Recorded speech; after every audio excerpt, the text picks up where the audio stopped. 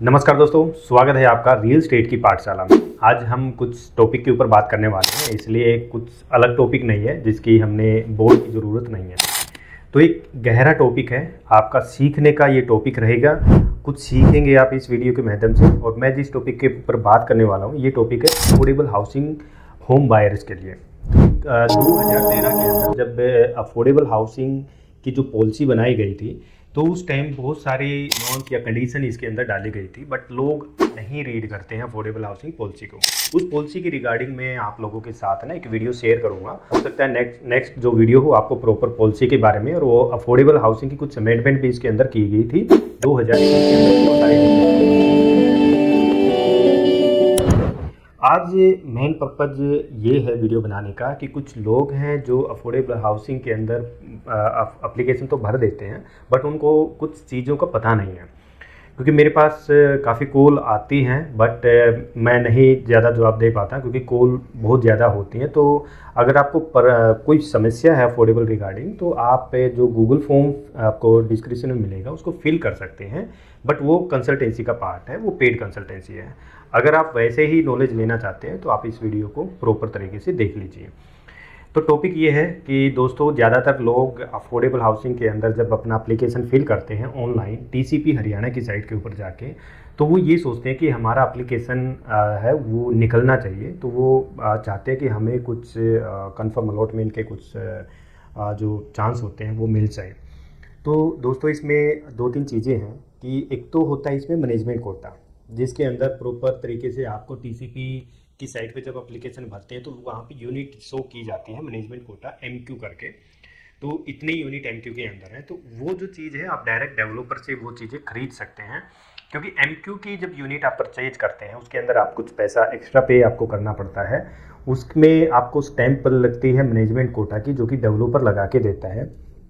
ये चीज़ें आपको डायरेक्ट डेवलपर से ही आपको कांटेक्ट करना चाहिए, क्योंकि बाज़ार के अंदर बहुत सारा फ्रॉड हो जाता है। क्योंकि मेरे पास बहुत सारे केस ऐसे आ चुके हैं कि पैसा दे दिया फिर ऐसा कुछ ऐसा हुआ नहीं है।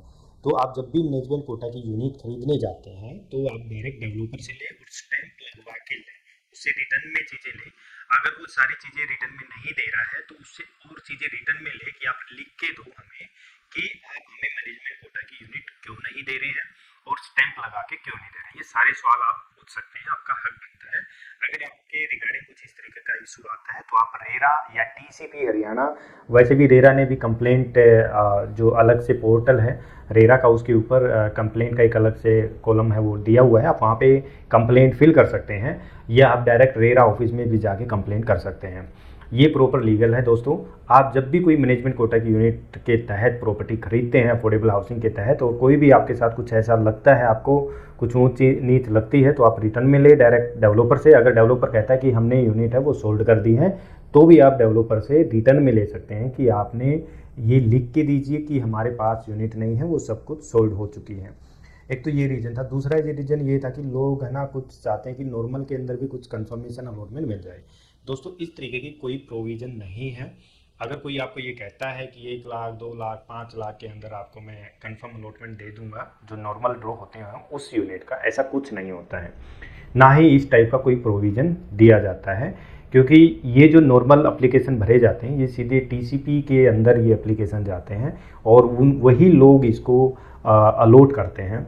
क्योंकि डेवलपर का भी इसमें कोई पार्ट नहीं होता है और ना ही इस तरीके की कोई स्कीम होती है कि आपका कुछ अमाउंट लेके आपको जो कंफर्म अलॉटमेंट है वो दी जाए। तो इन दो तीन चीज़ों से बच के रहना, क्योंकि मेरे पास इस तरीके की कुछ क्वेरी थी जो आई थी, इसलिए मैंने सोचा कि आप लोगों के साथ मैं डिस्कस कर लूँ। और मैंने ऑलरेडी कई लोगों के लिए ऐसी वीडियो बना रखी हैं, जैसे कि एफिडेविट के रिगार्डिंग हो गई। तो एफिडेविट का प्रॉपर थर्ड प्रेफरेंस लोग कौन फिल कर सकते हैं उसकी प्रॉपर एग्जाम्पल के साथ आपको चैनल में वीडियो देखने को मिलेगी। क्योंकि आज भी लोगों को नहीं पता है कि उनको कौन सी एफिडेविट है वो फिल करनी चाहिए। प्रॉपर एफिडेविट आपको कहाँ से मिलेगी और उसको भरना कैसे है, कहाँ से उसको डाउनलोड करना है, ये सारी वीडियो मैंने ऑलरेडी चैनल के अंदर बना के डाली हुई हैं, ताकि आपको किसी प्रॉब्लम का सामना ना करना पड़े और आपको चीज़ें ईजिली आपको अवेलेबल हो जाएं और आप आराम से आपका अपनी एप्लीकेशन है वो फिल कर सकें। कुछ लोगों के और भी ज़्यादा सवाल ये भी आते हैं कि भाई अफोर्डेबल हाउसिंग के अंदर जब हम एफिडेविट डालते हैं तो हमें नोटराइज क्या गुड़गांव से या हरियाणा से कराना ज़रूरी नहीं, आप किसी भी स्टेट के अंदर हों, आप कहीं से भी एफिडेविट है वो स्टैम्प करवा सकते हैं और उसको अपलोड कर सकते हैं, क्योंकि नीचे वेरीफाइड एक्ट होता है जिसके अंदर मान लीजिए आप गुड़गांव या उत्तर प्रदेश या मुंबई से करा रहे हैं तो उसका नाम आ जाता है, डेट आ जाती है और कौन से साल में आप उसको वेरीफाई करा रहे हैं, तो आप खुद ही उस चीज़ को आप करवा के आप डाल सकते हैं। एफिडेविट कभी भी किसी थर्ड पर्सन से मत बनवाइए, आप खुद बनवाइए और वो ये एक लीगल डॉक्यूमेंट होता है, इसके ऊपर किसी भी कार्रवाई की जा सकती है। और कल को अगर आपके उसके अंदर जैसे एफिडेविट आप डालते हैं टीसीपी के अंदर, हो सकता है आपको ओरिजिनल की ज़रूरत पड़ जाए, क्योंकि ज़्यादातर लोग क्या करते हैं कि भाई किसी और से एफिडेविट बनवा लिया, उसका फ़ोटो उतार के आपने अपलोड कर दिया, कल को अगर वो एफिडेविट नहीं मिली तो आपका एप्लीकेशन भी रिजेक्ट माना जाएगा। अगर आपको फ्लैट है वो अलॉटमेंट हो चुका है तब भी वो हो सकता है वो रिजेक्ट हो जाए, क्योंकि एफिडेविट आपका एक प्रूफ होता है, गवर्नमेंट डॉक्यूमेंट होता है जिसके बिहाफ पे आप ये अनाउंस करते हैं कि मेरे पास इस टाइप की कोई प्रॉपर्टी नहीं है। तो हो सकता है कल को ये ओरिजिनल की भी ज़रूरत पड़ जाए, तो ओरिजिनल एफिडेविट अपने पास रखना हमेशा जब तक आपके पास अफोर्डेबल हाउसिंग का फ्लैट है। और ज़्यादातर लोगों के लिए बहुत सारे ऐसे सवाल थे जो मैंने थर्ड प्रेफरेंस के अंदर डाले हुए हैं और लोगों ने बहुत ज़्यादा गलती करके यहाँ पे अफोर्डेबल हाउसिंग प्रोजेक्ट है वो लिए हुए हैं, तो आपके ऊपर पेनल्टी के भी बहुत मोटे चांस है वो आ सकते हैं। तो दोस्तों ये 2-3 चीज़ें आप लोगों को डिस्कस करते हैं। यहाँ जाते जाते मैं एक चीज़ और बता देता हूँ, 2 नए अफोर्डेबल और आ रहे हैं जिनके लाइसेंस हमें रिसीव्ड हुए हैं, इनका जिक्र हम किसी नेक्स्ट वीडियो में करेंगे। अगर आप चैनल के रिगार्डिंग और ज़्यादा जानकारी चाहते हैं तो हमारा दूसरा चैनल जो हमारा मेन चैनल है उसके ऊपर हम प्रोजेक्ट को डिस्कस करते हैं। इस चैनल के ऊपर आपके नॉलेज इन्फॉर्मेशन, क्योंकि ये रियल स्टेट की पाठशाला है, इसके ऊपर हम आपको सिखाते हैं।